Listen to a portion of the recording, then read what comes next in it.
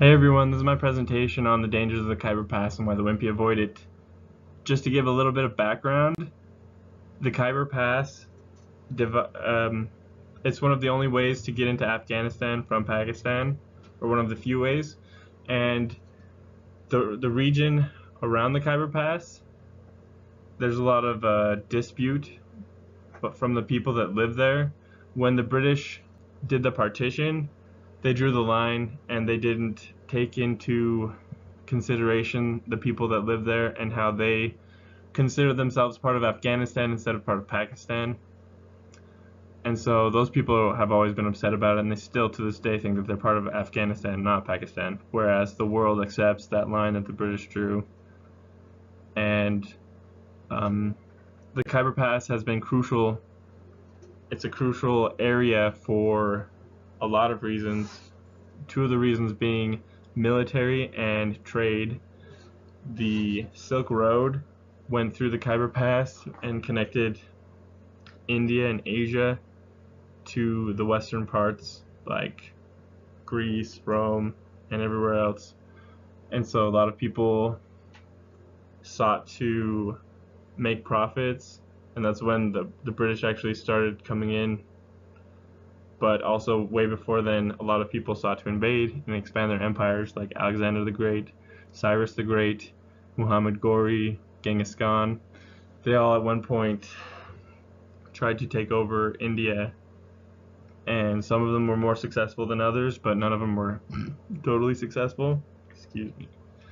And before the Muslims invaded, and the Muslims had the longest effect and the longest reign, the longest power, there was Buddhists. And Ashoka, when he converted to Buddhism, he converted to Theravada Buddhism, and he sent missionaries to establish a mission in Kandahar. And eventually they brought up a presence in Afghanistan a little bit. But after the Muslims invaded, they pretty much wiped them out, not entirely, just reduced their numbers significantly and forced conversion to Islam and Muslim beliefs. And these ruins are actually there in the Khyber Pass along the trail. Not exactly in, but along and around. And the Khyber Agency is the one that's in charge of taking care of the Khyber Pass, or they have been. They were. The Pakistani government paid them to take care of it, and they did a pretty good job. Most of the people were safe, but they had this form that anyone who was a tourist had to fill out that said, anything that happens to me is not the fault of the Khyber Agency or the Pakistani government, including injury and or death. And so I found this lady online who has a blog. Her name is Jessica Muddit, and she wrote about her experience. She went through the Khyber Pass to Landi Kotal, and this is her with the AK-47 of her guard.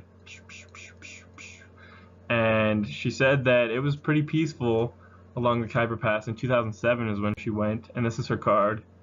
And this is what the Khyber Agency gave her, and he's only 15 years old. He's barely got facial hair, and he's already out there. He just was assigned to protect her and her guide. And these are the homes that the people have. They're like fortresses, and if you see, there's a little slit in the window where the people will stick out their guns and shoot at anyone who's trying to attack them. And there's just a regular Khyber model school for boys. She said that it was a pretty uneventful trip. She was safe. Nothing happened. They weren't shot at or anything. But ever since then, the Taliban have moved into the Khyber Pass, and they've been attacking U.S. supplies and NATO supplies as well. That's where 80% of the supplies were sent, was along the Khyber Pass, and so the Taliban made sure to cut off as much of the supplies as they could to cripple the soldiers and armies in Afghanistan that weren't supporting Taliban. And so that's why it's so dangerous, because the Taliban and other terrorists like Al-Qaeda, they just attack, and the people aren't safe, but the foreigners are less safe than the people. And so that's why people don't like to go by the Khyber Pass. It's dangerous.